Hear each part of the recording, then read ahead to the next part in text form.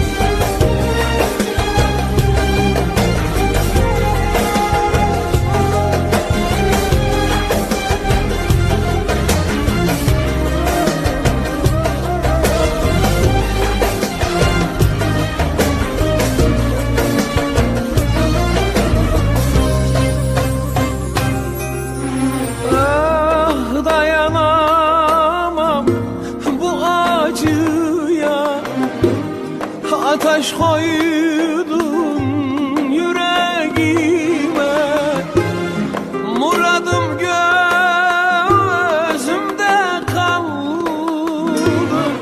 Yazık ettin gençliğime. Ah, muradım gözümde kaldı.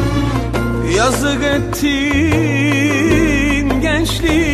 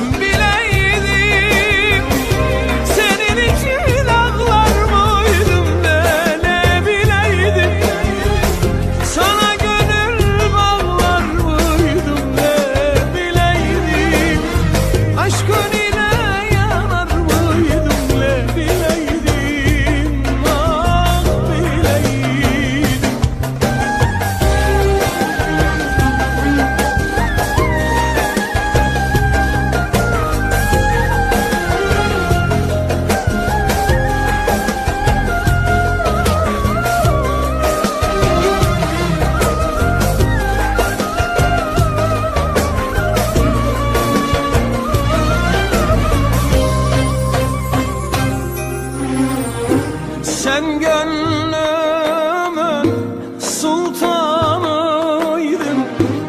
senin için yaşıyordum. Yar ben seni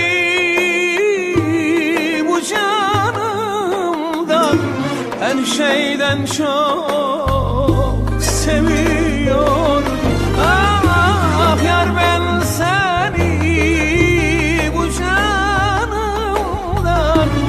her şeyden çok seviyorum.